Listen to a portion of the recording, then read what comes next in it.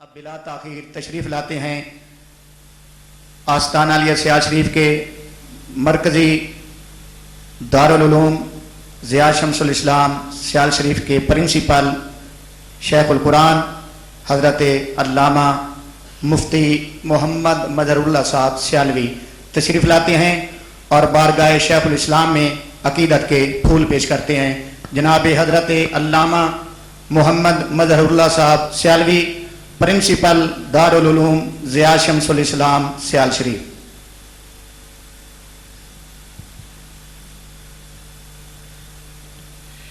بسم اللہ الرحمن الرحیم الحمدللہ رب العالمین والصلاة والسلام علی حبیبہ رحمت للعالمین شفیع المذنبین وعلی آلہ الطیبین الطاہرین واصحاب الہادین المہدیین۔ اما بعد فاعوذ باللہ من الشیطان الرجیم بسم اللہ الرحمن الرحیم۔ افمن شرح اللہ صدرہ للاسلام فهو علی نور من ربہ صدق اللہ العظیم وصدق رسولہ النبی الکریم۔ ان اللہ وملائکتہ یصلون علی النبی یا ایھا الذین آمنوا صلوا علیہ وسلموا تسلیما۔ الصلاۃ والسلام علیک یا سیدی یا رسول اللہ، الصلاۃ والسلام علیک یا سیدی یا حبیب اللہ۔ شہنشاہ ولایت حضور پیر سیال لجپال، حضور امیر شریعت غریب نواز، مشائخ کرام، علماء کرام، حاضرین گرامی، یقیناً میں دل کی گہرائیوں سے اپنے ان پیر بھائیوں کو مبارکباد پیش کرتا ہوں جنہوں نے نہایت ہی حسین انداز سے اپنے محبوب کی شان میں اس محفل کا انعقاد کیا۔ حضور غریب نواز کی انتہائی لجپالی کہ سخت گرمی کے موسم میں علالت کے باوجود آپ نے اس غریب نواز کے نام پر، جن کا نام شیخ الاسلام والمسلمین ہے، کرم فرمایا، ہمارے پاس حضور تشریف لے آئے۔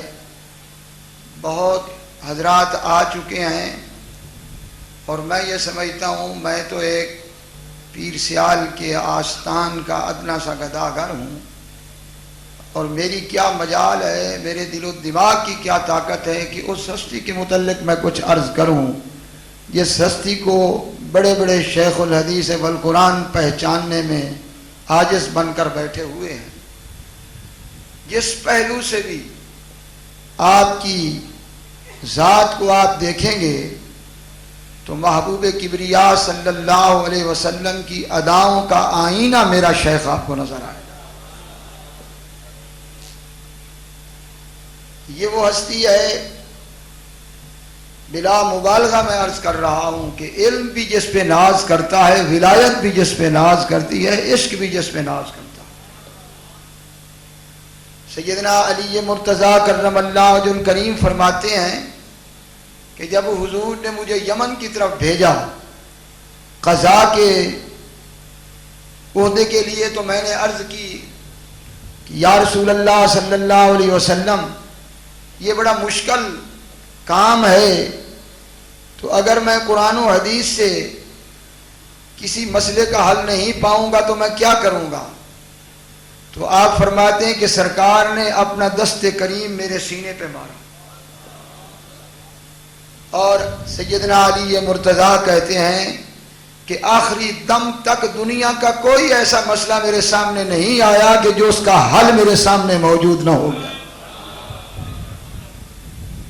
اور وہ ہستی کہ جنہوں نے سیال شریف کے مجلس خانے میں درس حدیث دیتے ہوئے، جس میں علماء بھی ہمارے دارالعلوم کے موجود تھے اور طلبہ بھی تھے، آپ نے فرمایا کہ یہ جگہ بھی پاک ہے اور سب لوگ وضو کے ساتھ ہیں، تو میں آپ کو بتانا چاہتا ہوں، فرمایا کہ خواب میں مجھے سرکار کا دیدار نصیب ہوا اور حضور نے اپنا دست کریم اٹھا کر بار بار میرے سینے کے اوپر چھوڑا۔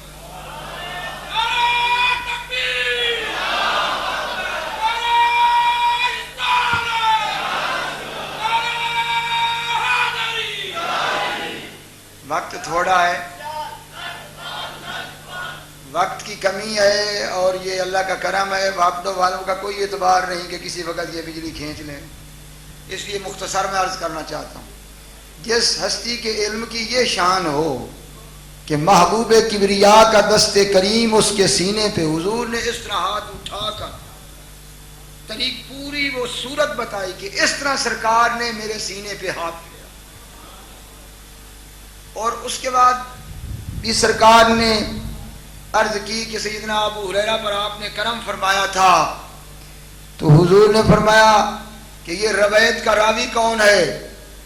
تو آپ نے عرض کی کہ حدیث کا معاملہ ہے، میں جو چیز نہیں جانتا وہ عرض نہیں کر سکتا. اس کے باوجود سرکار اپنے صحابہ کا نام لیتے رہے کہ ابو ہریرہ کی روایت ہے، عبداللہ ابن مسعود کی ہے، عبداللہ ابن عمر کی ہے، انس ابن مالک کی ہے، اور ساتھ فرماتے ہیں میرے حضور کہ متواتر سرکار میرے سینے کے اوپر ہاتھ پھیرتے رہے. اب اس ہستی کے علم کا ہم کیا احاطہ کر سکتے ہیں جس کا علم کتابوں میں آئے تو کسی نے شاید اتنا پڑھا ہو جتنا میرے حضور نے محنت کی اور کوشش کی، اور جس پر عطا کی یہ شان ہو کہ خود سید عالم نے جن کے سینے پر ہاتھ پھیر کر انہیں علوم کا مخزن بنا کے رکھ دیا. میں نے اسی میدان میں زندگی گزاری، مجھے آج تک کوئی شیخ الحدیث، کوئی عالم، کوئی زیادہ سے زیادہ تحقیق کرنے والا یہ حوالہ نہیں دے سکا کہ صحابہ کرام نے بھی الصلاۃ والسلام علیکہ یا رسول اللہ پڑھا. بڑے بڑے شیخ الحدیثوں سے میں نے عرض کی اور بڑی بڑی کتابیں میں نے دیکھی. آپ میرے پیر کا علم اندازہ کریں کہ میرے پیر نے اس کا حوالہ دیا اور آپ نے کتب کے صفحے تک بتا دیے کہ عبداللہ ابن عمر رضی اللہ تعالیٰ عنہما طواف کعبہ کرتے ہوئے 7 چکر میں الصلاۃ والسلام علیکہ یا رسول اللہ پڑھ رہے تھے. حضرت جابر اور حضرت مقداد روئے زمین کی جس مسجد میں قدم رکھتے تھے میرے حضور نے فرمایا وہ قدم رکھنے سے پہلے الصلاۃ والسلام علیکہ یا رسول اللہ پڑھتے تھے. اور آپ علم اور عشق دونوں کو اکٹھا کریں تو جب مدینہ طیبہ تشریف لے گئے تو گر کر حضور کی چوکھٹ کو چوما. یہاں بڑے بڑے پیر میں نے دیکھے ہیں ڈرتے ہیں، میرے پیر جیسی جرت بھی کسی کی نہیں. کیونکہ حضور کی وجہ سے میں زیادہ وقت نہیں لینا چاہتا، موسم سخت ہے، ورنہ میں بتاتا کہ الا ان اولیاء اللہ لا خوف علیہم ولا هم یحزنون کا سرتاج میرا پیر کبھی نہیں دبے حق کی بات میں. آپ نے تسلی سے چوما. اور لمبا واقعہ، قاضی صاحب مناظرے کے لیے آئے، مدینے کا قاضی القضاء. آپ نے قاضی سے ایک ہی بات کہی کہ کعبہ شریف کی شان تو تم سمجھتے ہو کہ کعبہ ہے اس لیے مسجد حرام میں 1 لاکھ کا ثواب ہے، اور مسجد اقصی کا مقام ہے کہ وہاں بیت المقدس ہے. حضور نے فرمایا قاضی صاحب مجھے یہ بتاؤ کہ مسجد نبوی میں 50,000 نماز پڑھنے کا سبب کیا؟ قاضی صاحب چپ ہو گئے. سرکار نے فرمایا بتاؤ. فرمایا تم نہیں بتاتے تو میں بتاتا ہوں.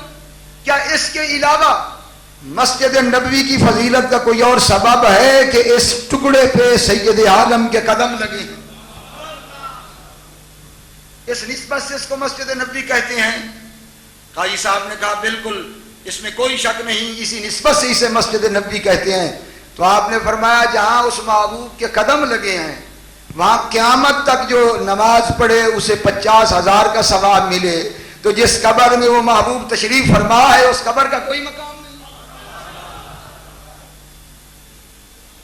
اور صرف یہ علمی شان ہی نہیں تھی، نجدی قسم کے بندے کو مسئلہ سمجھا ہی نہیں دیا، اس کے دل میں اتار دیا.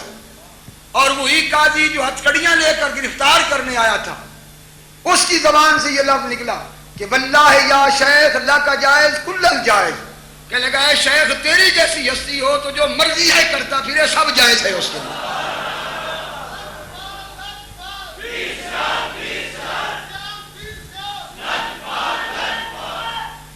بے باقی کی یہ شان تھی کہ سن 1965 میں میں طالب علم تھا.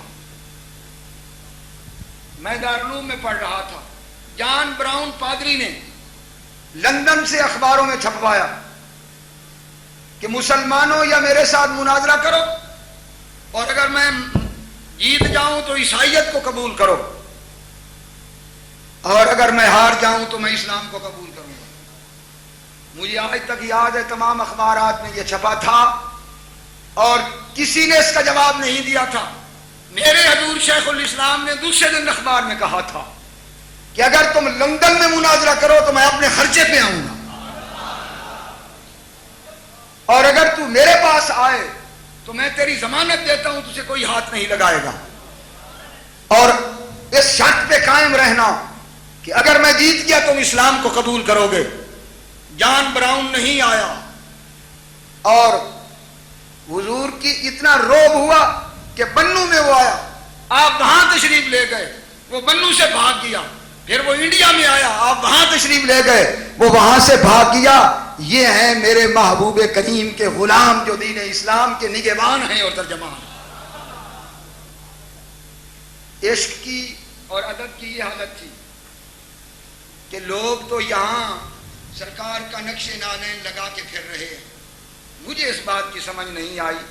ایک بندہ باتھ روم میں جائے گا اور یہاں حضور کا نقش لگا ہوگا، ایک بندہ چل رہا ہے اور اس کے سامنے لوگ پیٹ کر کے چل رہے ہیں، یہ ادب ہوگا خدا کے محبوب کے نقش کا؟ میرے حضور غریب نواز ایک غلام کے پاس گئے، اس نے جہاں جگہ بنائی ہوئی تھی وہاں اس نے حضور کا قدمین کریمین میں سے ایک نقش لگایا ہوا تھا۔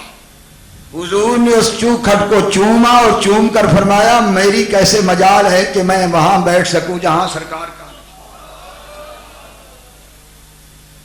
حضور پیر پٹھان غریب نواز تشریف لے آئے، آپ کے کمرے کے اوپر آپ کے رہنے کا انتظام کیا گیا، اور اس کمرے سے نیچے سرکار دو عالم صلی اللہ علیہ وسلم کے نالین مقدس کے نقش میرے حضور نے رکھے ہوئے تھے۔ تو حضور پیر پٹھان غریب نواز کے اوپر جانے سے پہلے حضور نے فرمایا کوئی بندہ میرے پیچھے نہ آئے، جوتے اتار دیے، سر سے پگڑی اتار دی، سرکار کا نالین سر پہ رکھا اور سیڑھیوں پر چڑھ کر کہا کہ اوپر کوئی نہ آئے، ان کو نیچے نہیں رکھا اوپر رکھا کہ بے ادب ہی نہ ہو کہ پیر میرا اوپر ہو اور محبوب کے نقشے نالین نیچے۔ جب حضور کا منہ مبارک شاہ صاحب نے کراچی سے پیش کیا، حضور نے فرمایا میں وہاں لینے آؤں گا، اور لوگ جانتے ہیں کہ قمر الاسلام سلیمانیہ سے لے کر ریلوے اسٹیشن کتنا دور ہے، اگر کوئی منظر دیکھتا تو اسے پتہ چلتا کہ عشق رسول کیا ہے، ادب رسول کیا ہے، اور میرا شیخ الاسلام کیا۔ حضور نے اپنے سر کے اوپر وہ منہ مبارک رکھا، پاؤں میں جوتے نہیں، وہاں سے چل کر ریلوے اسٹیشن تک کا پیدل تشریف۔ اور مریدوں کی خبر کی بات کروں ایک پیر طریقت کے شان سے، صرف اشارات پیش کرتا جا۔ میرے چچا جی سفید ریش تھے، اس رمضان المبارک میں فوت ہوئے، یہ جو گزشتہ رمضان المبارک تھا، میرے گھر آئے اور کہنے لگے کہ 17 رمضان کو حضور کا وصال ہوا تھا، میں کمزور تھا، جنازے میں شامل نہ ہو سکا، میں کل شریف میں بھی شامل نہ ہو سکا، آگے اعتکاف کا عشرہ آ گیا تو میں مسجد میں اعتکاف بیٹھ گیا، کوئی اور بیٹھنے والا نہیں تھا۔ 21 رمضان کو مسجد کے سین میں چاش کے وقت میں قرآن پاک کی تلاوت کر رہا تھا، اور میرے دل میں خیال آیا کہ تو اچھا آدمی ہے کہ پیر کا آخری دیدار بھی نہ کیا۔